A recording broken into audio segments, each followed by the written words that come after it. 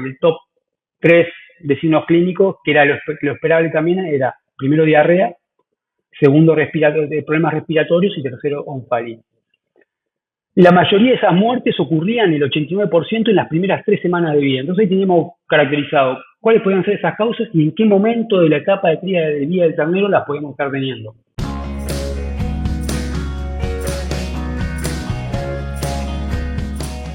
Hola, ¿qué tal? ¿Cómo están? Bienvenidos a este nuevo episodio de Avicast.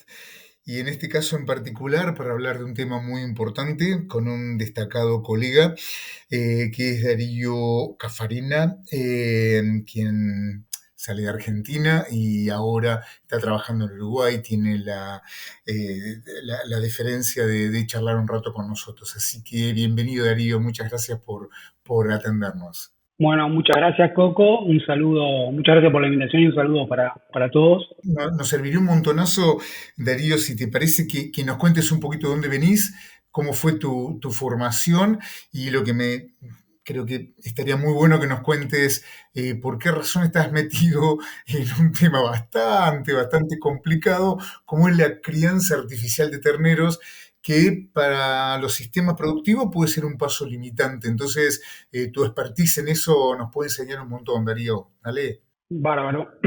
Bueno, yo salgo de Bahía Blanca como un colega que ya hizo uno de los episodios, que es Julián Bartolomé.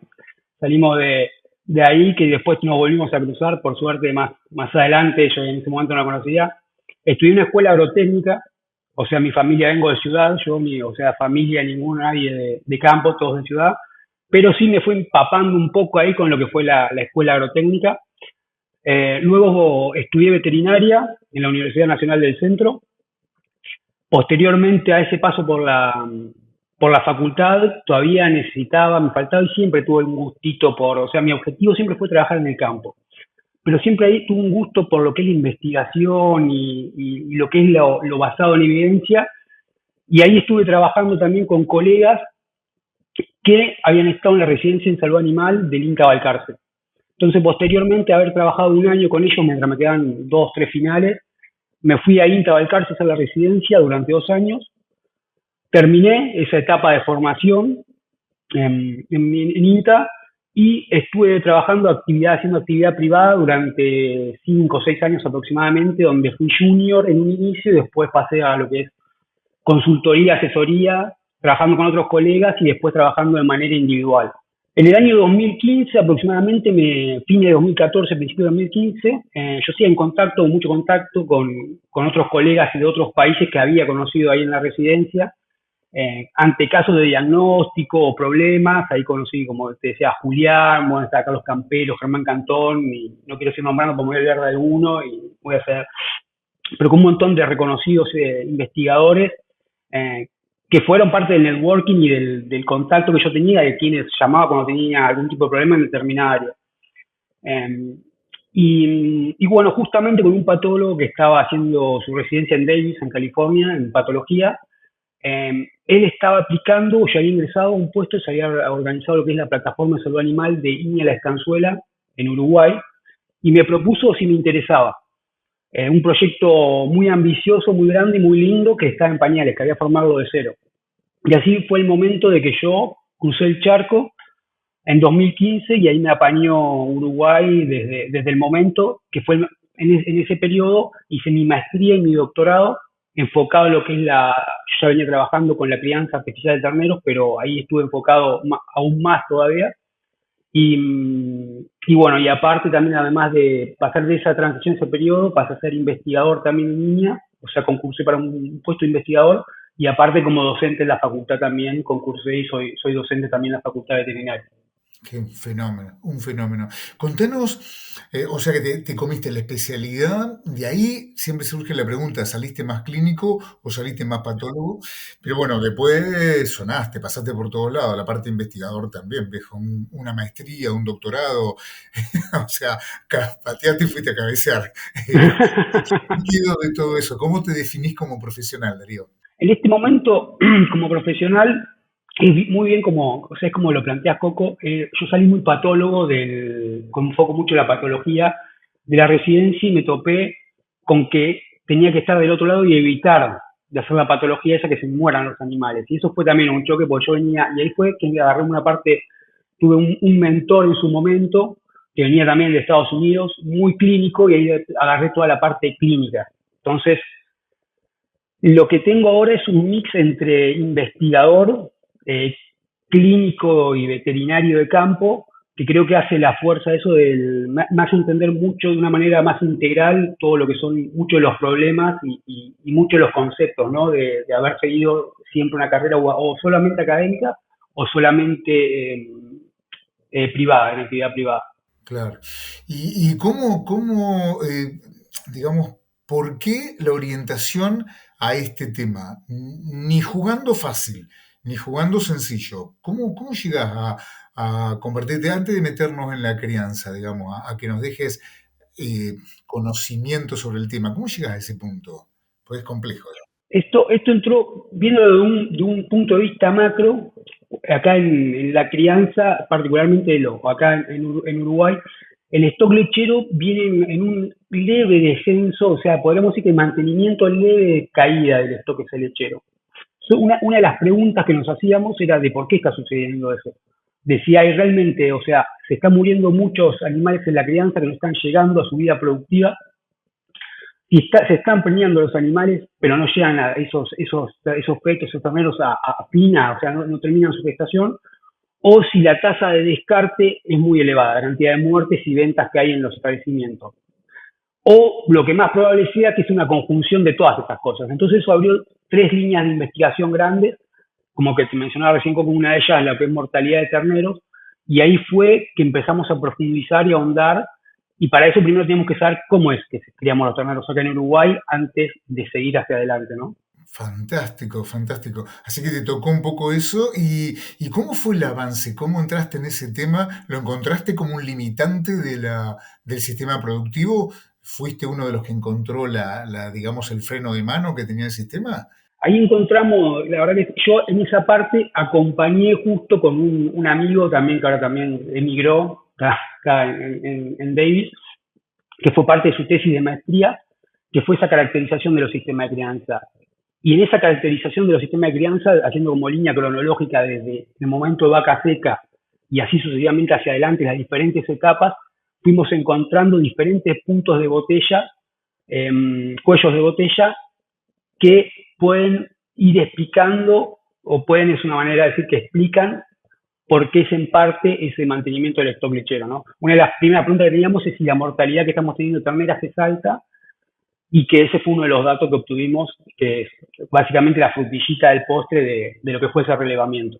Ah, contanos, a ver, ¿qué es lo que pasó? ¿Encontraron que estaba caído?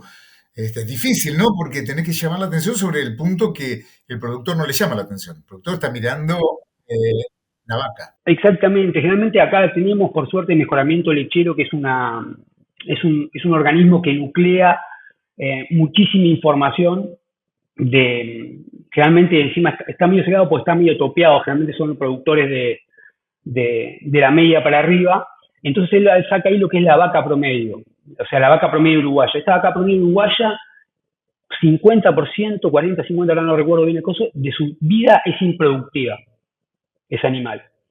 Entonces, ¿qué sucede? Y no solo es a nivel acá, sino en general de que generalmente como se lo ve como un gasto en vez de una inversión a las terneras, termina siendo un área desestimada que va cambiando eso con el tiempo. O sea, ojo, porque ahora se le está dando más bolilla. Pero siempre fue un área que estaba relegada de hacerla lo más barato posible, porque es lo que me sale plata y no me está dando nada, o sea, no está pagando las cuentas a fin de mes.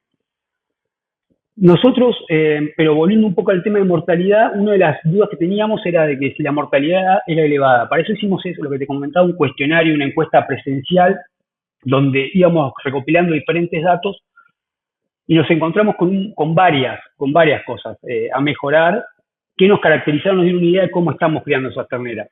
Pero al fin del dato de mortalidad vimos que en Uruguay tenemos una mortalidad del 15.2% de muertos, o sea, tanto sea de animales que nacen muertos o se mueren en los primeros 75 días de vida, que fue el periodo, el tiempo promedio de permanencia de una ternera y una guachera acá en Uruguay. Claro. Y ahí aparece identificado uno de los factores que podría estar explicando el problema del sistema, el problema general del sistema, que lo veían como una caída en la, como es en el stock. Exactamente, exactamente. Eso fue por lo menos nos da una idea de que sí, nosotros teníamos en cuenta, pensábamos que iba a ser elevada esa mortalidad, capaz que no tanto, em, pero sí estaría explicando parte, de uno de los componentes de esa causa total, que estaría sumando su granito de arena para ese mantenimiento o esa falta de terneras también que está viendo esa disminución de terneras. Igual tenés un número ahí, ¿eh? Che, y cuando empezaron a prestar atención en esa mortalidad, ¿con qué se encontraron? ¿Una cuestión de manejo, una cuestión de sanidad, una cuestión de cómo, qué encontraste, Daría? Contanos. Y ahí con Carlos encontramos varias cosas, no solo de... Lo bueno de esto, Coco, es de que, o sea, que muchas de... ¿Cómo estamos hoy? La foto que tenemos hoy acá en Uruguay, en Argentina sucede lo mismo, es similar a la foto que han tenido otros, más allá de las diferencias capaz de los sistemas, todo que son abismales, pero la foto que tenemos de otros países de hace 10, 20, 30 años atrás, que vienen mejorando esos índices. Entonces, como que nosotros ya venimos con el diario del lunes, sabemos qué tenemos que hacer. Y hay muchas de estas cosas de que no, son de costo relativo, o sea, son de casi de costo cero, te diría.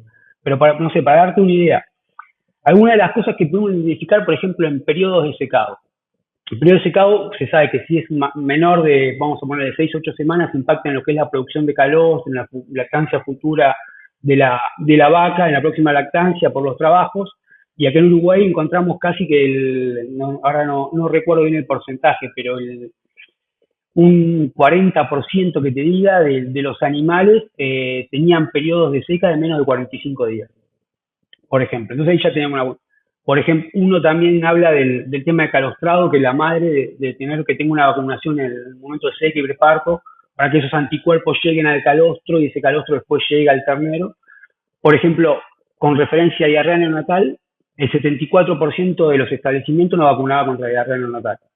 Y de los que vacunaban, la mitad de ese porcentaje daba, por ejemplo, a prima vacunación una doble dosis. O sea, daban una sola dosis. Sabemos que por el tipo de antígenos el tipo de vacunas que manejamos en esta parte de Sudamérica, en el mundo, necesitamos sí o sí una dosis inicial, al menos doble dosis, para que tenga el efecto útil y que dé ese efecto de memoria inmunitaria para los animales, ¿no? Otro ejemplo, no sé, la mayoría de los prepartos eran, que es esperable acá por nuestro sistema, eran al aire libre, pero eso después hemos hecho, yo ahora capaz que te comento también, no solo tenemos trabajos de acá, sino trabajos de otros colegas de un núcleo que han evaluado cómo impacta ese ambiente de preparto, si se encharca o no, en lo que es la transferencia de inmunidad pasiva de los animales, así como en la calidad del calostro, viendo que afectaba también, que animales que nacían en preparto, que se encharcaban, se inundaban, tenían mayor falla en la transferencia de inmunidad pasiva que en animales que estaban en ambientes mejores, ¿no? Entonces ahí tenemos, por ejemplo, también como el ambiente del preparto va impactando en las etapas sucesivas, haciendo como un efecto bola de nieve todo. Y ahora recién estamos en la parte seca y preparto, ¿no? Me parece súper original y súper valioso como lo planteas, Darío, porque nada, la verdad es que casi nadie vende manejo. Entonces, a veces las soluciones vienen de la venta de un antibiótico. Y entonces vos decís, pero ¿cómo llegaron a la conclusión de que este problema se resuelve con antibióticos? Medio raro. Y no, bueno, lo que pasa es que hay alguien haciendo ruido con eso. Está medio bueno parar la pelota y decir, bueno, ¿qué pasa acá? Y normalmente aparece esa palabra mágica de manejo. Nombraste, voy sacando apuntes mientras charlas, marcaste el secado, un secado corto, obviamente un error de manejo re común, ¿no? Bueno, el charquito que tenemos al medio mucho no nos diferencia, digamos, pero claramente, ¿no? El secado muy corto, ese preparto con desatendido, digamos, si bien históricamente como que vamos mejorando, ¿no? Todo lo que es el periodo previo al parto, pero bueno, lo que es muy interesante es que eso después, porque la mayoría a su vez lo encara de vuelta, hace el foco en la producción de leche. pero en este caso vamos con el otro actor del parto, que es el ternero. Y ahí, digamos, qué encuentra Iña ahí o qué encontraste vos? ¿Qué conclusiones sacás de estos terneritos? ¿Qué problemas aparecen en el neonato y después, ¿no? Bueno, vimos de esto, Coco, o sea, podríamos estar hablando horas, yo te lo voy a resumiendo, pero esto todo de bola de nieve va impactando también del ternero, por ejemplo, en la atención del parto, en el seguimiento del parto también uno piensa en que está en ese momento, en el ciclo de parto, hacer varias recorridas. Bueno, la cuestión es de que el 60% hace dos o menos recorridas de ese preparto en el pico, entonces cómo impactando eso en mortalidad perinatal. Y después en lo que es el calostro, ¿no? El calostro, por ejemplo, la mayoría de los establecimientos hacían calostrado natural, solamente un 5% hacía un calostrado sistemático.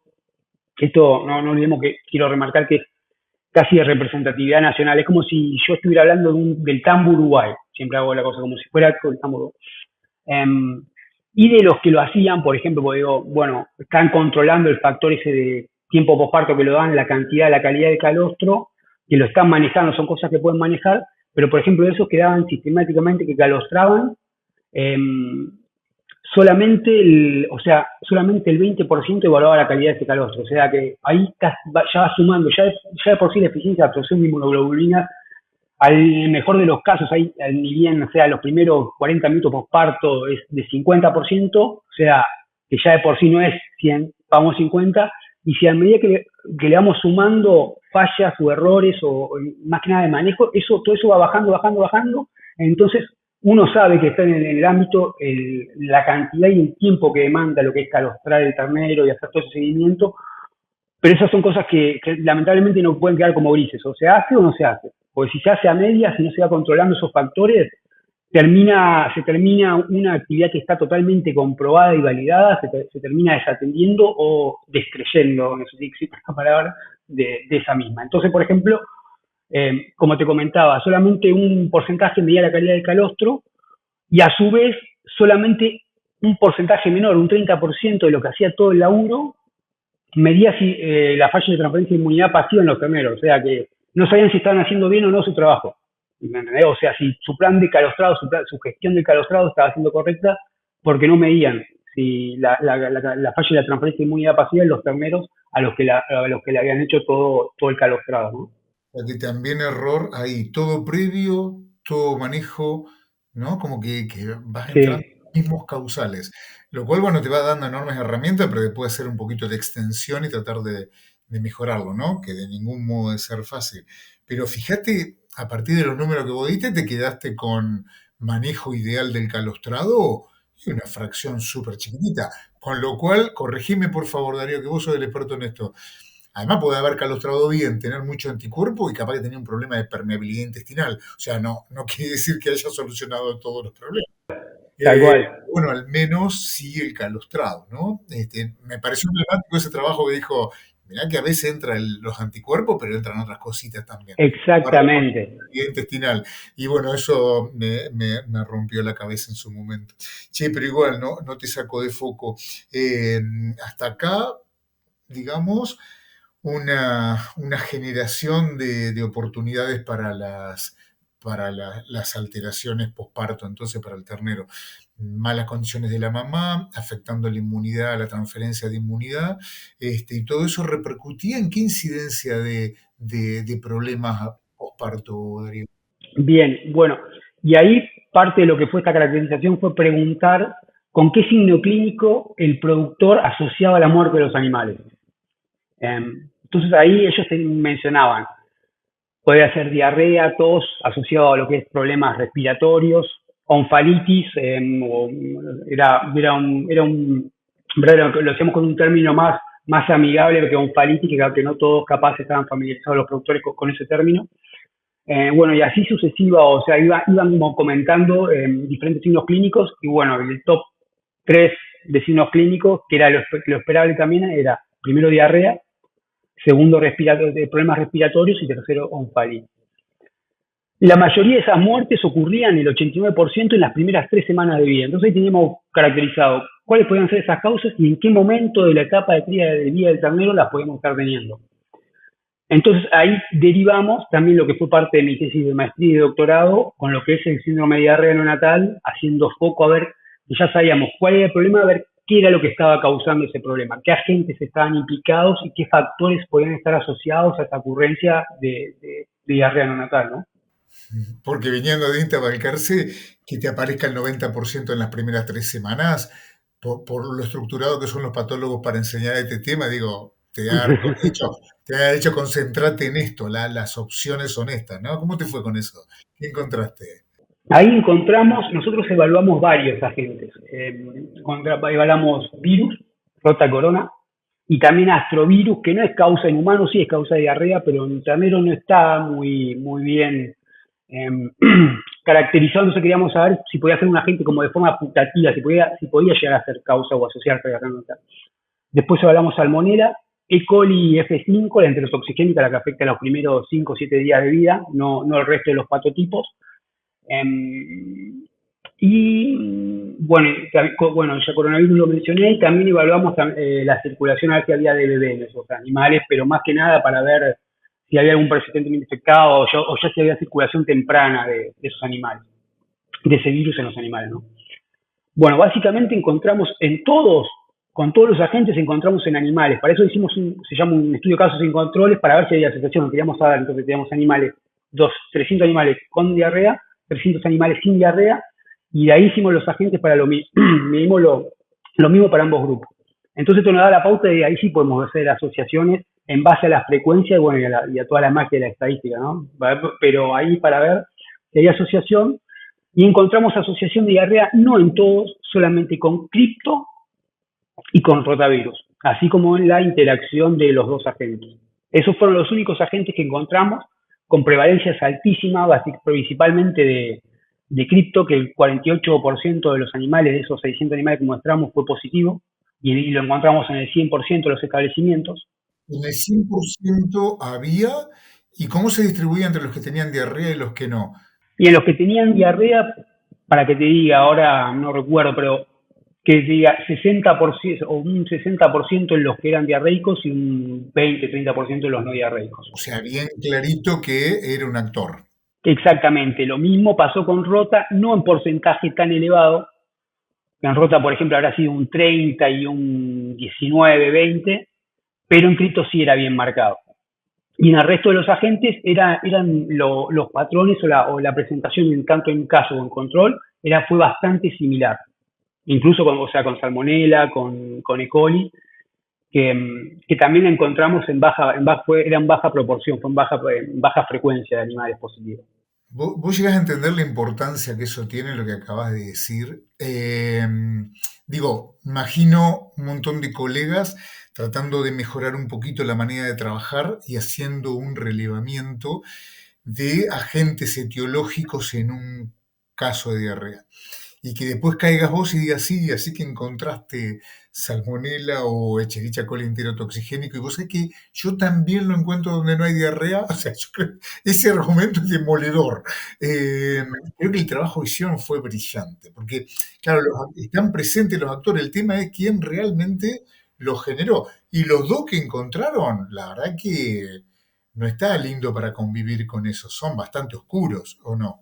Sí, ahí es un concepto de que nosotros mencionábamos o tratamos, uno de los mensajes tratamos de dar es de que la, la presencia no determina causalidad. Por eso que nosotros hicimos ese estudio de caso y controles. Que exactamente vos podés tener el agente y puede estar circulando, pero no puede estar haciendo nada. ¿Ok? Entonces, eso muchas veces cuando si uno toma muestra y manda al laboratorio y encuentra un solo agente, lo ideal sería siempre muestrar animales con y sin diarrea para vos tener la proporción de cuánto encontrás en uno y en otro para poder llegar a hacer un acercamiento a la causalidad. Pero si vos mandás una sola muestra, te quedás ahí en que ese dato no puedes casarte con ese dato, tenés que tomarlo con pinza, ¿viste? Sí, para saber que está circulando la gente, pero no para tratar de atribuir una causalidad, ¿ok? Claro. Sí, para mí que conozco muy poquito, no creo que, no me imagino con capacidad de controlar mucho el rota. Supongo que se anda dando vuelta está, y punto. Ahora, en el caso de Cryptosporidium, ¿Qué conclusión, a qué conclusión llegaron más allá de lo etiológico con respecto a su control? Porque lo poco que aprendí de eso es feo, la verdad que es una patología complicada. Sí, no, es, de ahí nos seguimos, no, todavía no ahondamos después en una parte más científica, académica, básicamente porque después nosotros llegamos a criptosporidium a nivel de género, pero después mediante biología molecular ahondamos en especie y y a qué subtipo pertenecía a cripto. Entonces ahí identificamos que todos eran parvum y después vos tenés diferentes subtipos que no todos son zoonóticos, nosotros detectamos 7, que de los 7, 5 son zoonosis.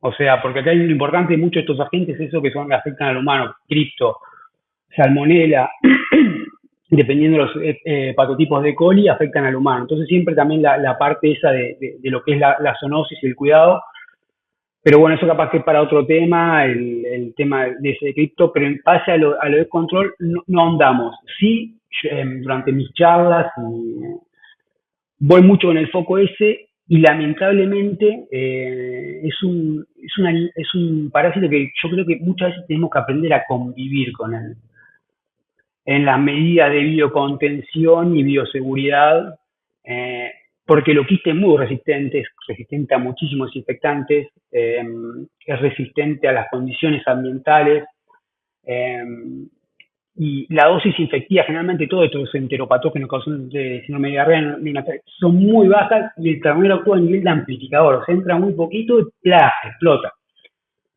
Entonces, sí son las medidas básicas de buena inmunidad que tenga el animal, una buena desinfección que por más que a veces no sea contra el agente en cuestión, sirve igual esas medidas de higiene. Dependiendo del tipo de sistema, separar al ternero enfermo del sano. ¿Y por qué digo que dependiendo del tipo de sistema? Porque en los sistemas eso es importante, capaz que por contacto en sistemas individuales, pero en sistemas colectivos hay un 20 y un 30% de los agentes que empiezan a eliminarse previo a la manifestación de los signos clínicos. Entonces yo empiezo a separar animales y eso no me está garantizando que el resto de los animales no van a estar infectados o no van a tener un pie de infección porque ya estuvo el animal de manera subclínica previo a manifestar los signos clínicos eliminando. Y llegan lugares, brotes, como hemos conocido, de cripto con prevalencia del 50-60% de animales con diarrea, que esos animales con diarrea, por ejemplo, en partos estacionados con picos, que capaz que tenemos en un mes 400 partos o más, que termina siendo imposible, o sea, termina siendo lo que es la enfermería más grande de lo que es el área de Huachera, por la cantidad de animales con esa recomendación de separar a uno de los enfermos.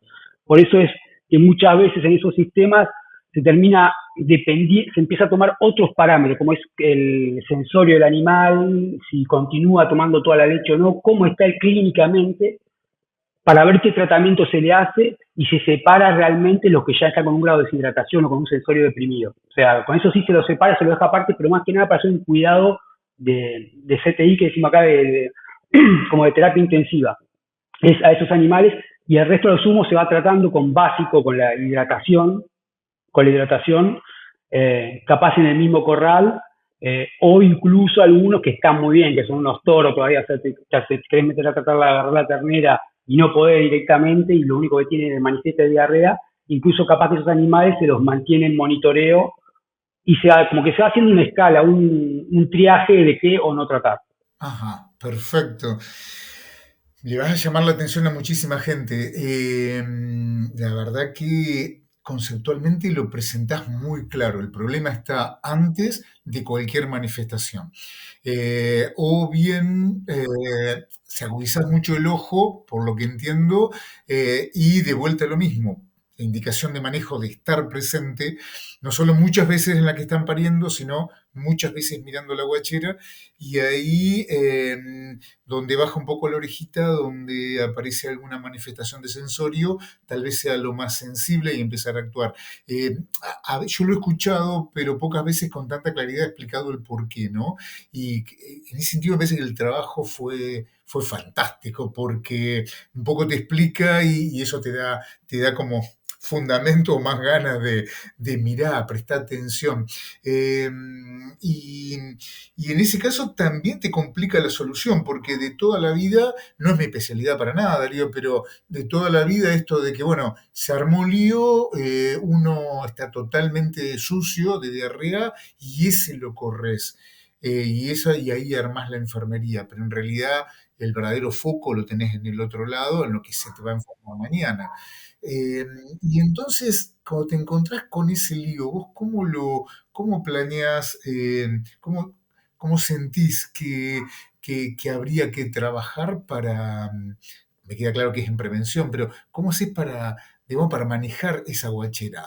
Eso, Coco, es una pregunta que nos hacemos todos muchas, muchas veces. Porque yo siempre lo hablo y las recomendaciones muchas veces, o sea, están en los libros, ¿viste? No, tenés que hacer esto y tal cosa, la teoría está. Lo que pasa es que uno, cuando ya está, por ejemplo, el colega está ahí en el barro, o sea, ahí en la cancha, como le dice un colega, un amigo chileno en la trinchera, dice, sí, perfecto, no, tengo que hacer esto, esto, esto, pero ahora estoy hasta acá, que arrea todos los animales, no tengo lugar para enviarlos, y muchas veces termina siendo frustrante y lamentablemente muchas veces toca batallar contra eso, que no hay mucho para hacer porque ya estás apagando el fuego, ¿viste? Esa prevención que tenía, estás apagando el fuego. Y, y termina siendo frustrante, o sea, lo que voy es que hay medidas de manejo de seguir, sí, que los animales que sigan viniendo calostrados, higiene, vacíos sanitarios en lo posible, medidas de bioseguridad o sea, pero muchas veces ahí dice, pero Yo te entiendo, Darío, pero viste como decíamos que el productor lo que ve son los litros, también ve que tiene toda la guachera con diarrea. Y ahí, ¿qué indicación? Para colmo, veo pasar amigos, colegas que andan vendiendo antibiótico y tiran un antibiótico. Y a veces cuando estudias fisiología, vos decís, mira, todo esto depende de una flora normal. Pucha, te quedas pensando en ese antibiótico. O vos decís, mira, yo destaco que la diarrea aparece en un momento que son las primeras 3 semanas, que es rote, sobre todo criptosporina, lo que está en el medio, digo, y encima va a estar rompiendo la flora normal. Entonces, es como que las herramientas que serían para mí, lo digo como profe de fisiología, ¿no? Qué sé yo la verdad que lo que pediría es agua. Eh, nada, perfecto, sí. Eso, imagínate qué tan cegado estoy con eso que se me ocurrió la idea de, o de ir de vuelta al foco, porque es una realidad. Realmente está en el humano, en nuestra esencia, tratar de buscar esas soluciones mágicas de que a ver qué le doy. ¿Viste? Esa es la primera pregunta. Bueno, ¿qué le doy a esos terneros para que no se me mueran de diarrea? Pero siempre asociado al frasquito, ¿no? Y a la jeringa con la aguja. Cuando es básico, como decías Coco, el tema del agua, el agua y la corrección de esa acidosis metabólica que tiene el animal. Son dos puntos clave, y precoz, ¿no? Porque siempre que tenemos que usar que no pasar ese 8%, siempre mantenemos por debajo, que va a ser el tratamiento precoz con mayor éxito, y además vamos a estar usando una herramienta fundamental que es el reflejo de succión del animal y esa capacidad que tiene todavía de poder administrarle las sales rehidratantes de manera oral. Muy diferente al 8, ya pasando ese 8% que tenemos que pasar sí o sí a una rehidratación endovenosa, con todas las implicancias y consecuencias que lleva, que finalmente eso terminan siendo, o sea, se le da extremaunción a esos animales porque no se hace por el tiempo que demanda, ¿no? El tiempo que lleva, y muchas veces los colegas no están exclusivamente para eso, están haciendo rutina y otro tipo de rutina o la jornada o la media jornada técnica, y no pueden pasar 5 horas capaz rehidratando un animal. Hay opciones a eso, hay tratamientos rápidos que están en la bibliografía y que funcionan muy bien, muy bien. Por ejemplo, hay tratamientos, porque este mismo problema que estoy hablando es mundial, generalizado. Entonces han desarrollado tratamientos rápidos, que lo que hacen es dar una solución hipertónica endovenosa en 10 minutos de bicarbonato de sodio. Al ser hipertónica, eso lo que hace es, primero tiene dos funciones principales. Una es corregir esa acidosis metabólica que tiene el animal, y otra es que atrae agua. Uno lo ve al ternero cuando se le está pasando y le empieza a mover la lengua como si tuviera sed. Termina uno de pasársela y el animal, a veces o sea, me da risa porque dicen es mágico, quiero el polvo mágico ese o lo que le hace a esa solución mágica. Van y toman agua, y si no toman agua, dentro de los 20 minutos nosotros tenemos que sondearlo o darle como a madera esa agua, porque si no el animal termina deshidratándose el mismo, porque en verdad, como te decía, esa solución hipertónica atrae agua. Entonces nosotros tratamos de usar esa fuente o esa ventaja que tiene la vía oral para que atraiga el agua intravascular. Sí, sí, terrible. Como profe de fisiología me está doliendo, pero es, claro, es muy heroico. Digamos, lo que haces es extremadamente heroico. Está generando o reacciona o muere, digamos, ¿no? Está deshidratando el medio interno, ni más ni menos. Este, mm, claro, claro que sí. Y nada, te comento un pequeño detalle que no sé si coincidís conmigo, pero la depresión central que a veces evita que tomen agua hace bueno, que los animales no tengan posibilidad de sobrevivir solo, porque lo que determina por ahí que lleguen a sobrevivir o no es que alcancen, que tomen agua solitos. Me pasó una experiencia que me pidieron que desarrollara una sal de libre consumo que después por una cuestión de que se consume poco no salió al mercado, pero la evalué con unas tarjetas que evaluaban todos parámetros del medio interno, 23 parámetros del medio interno, unas tarjetas fantásticas, miden de todo, eh, y lo que hice fue generar una solución jugando con esa teoría de los iones fuertes, o sea, metí más cationes que aniones, y al meter más cationes que aniones, puse que los saqué de la acidosis. De hecho, uno de los profes de acá de La Plata, que hace equino, estaba muy acostumbrado a todo esto, me decía, Coco, te está pasando de vuelta. Yo probé una isotónica y una hipertónica, y con la hipertónica me pasaba de vuelta, nos metía en alcalosis. Con lo cual me da la sensación, después finalmente este producto no sale al mercado y cuando analizo productos del mercado veo que no es la formulación que yo hubiera elegido. Entonces digo, pucha, es como que falta atención, y si lo logré yo, lo logra cualquiera, digamos que falta desarrollo de mejores sales.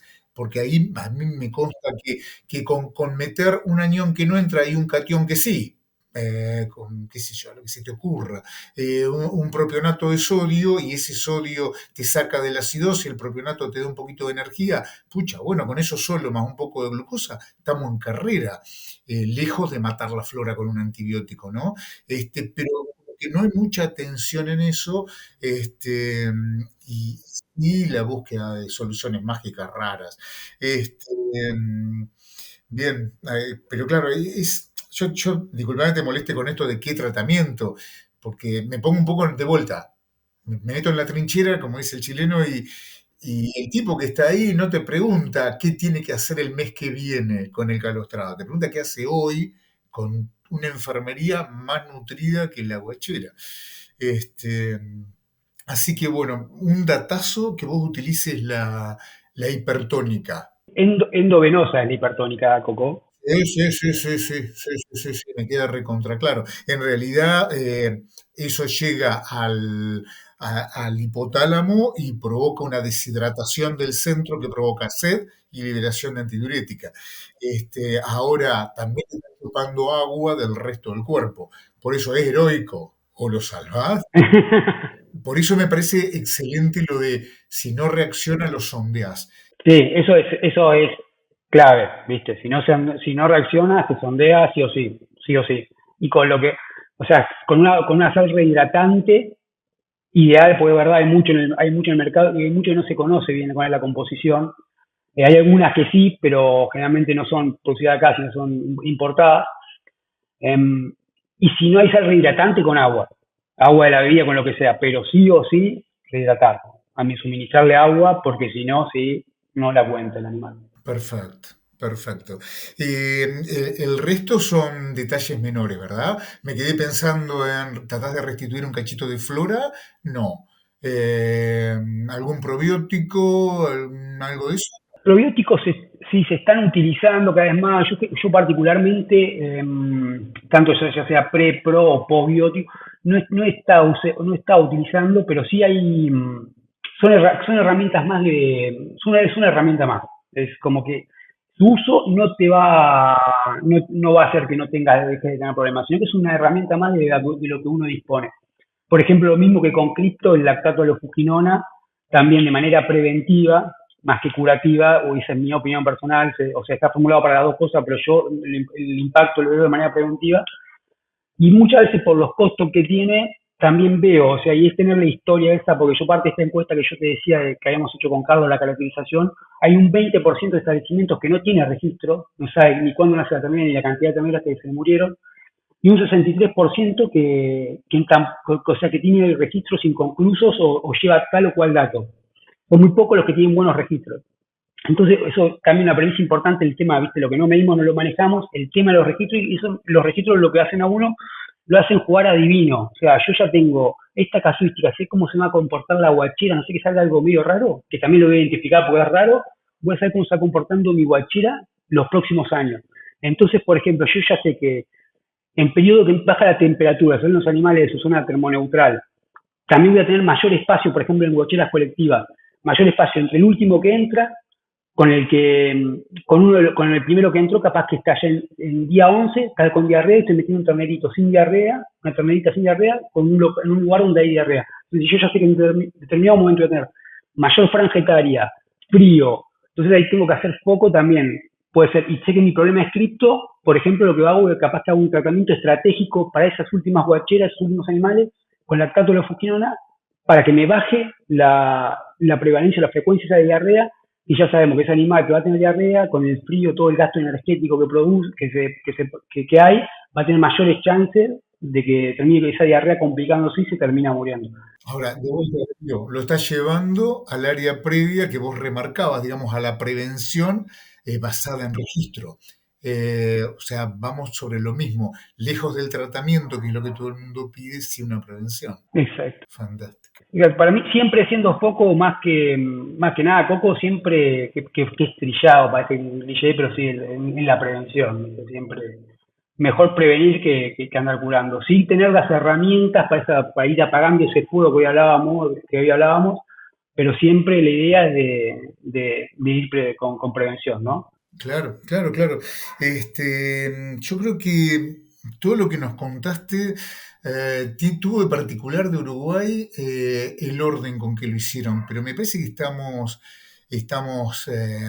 dándole una mano a mucha más gente en muchos otros lugares. Así que nada, Darío, yo la verdad que siento que aprendí un montón, así que supongo que la gente también. Te agradezco un montonazo, sos muy claro para explicar, muy como es vas bien al hueso, la verdad que muy clarito. Me parece que estás en la posición justa. Capaz de por ahí con tanta formación y estar en la trinchera, como decía el colega. Che, nada, eso, te agradezco un montonazo que nos hayas dado esta mano, que entiendo que fue súper productiva. Te agradezco un montonazo y te deseamos lo mejor, no dejes de trabajar. Y así nos seguí enseñando. Bueno, muchas gracias Coco, muchas gracias a todos y bueno, algo también que una vez escuché de Julián cuando era estudiante todavía, que la información no es información si no se comparte, así que ese es uno de mis objetivos o al menos una de mis misiones profesionales. Claro, claro, un buen docente. Gracias, Darío. Bueno, gracias, hasta luego. Un abrazo.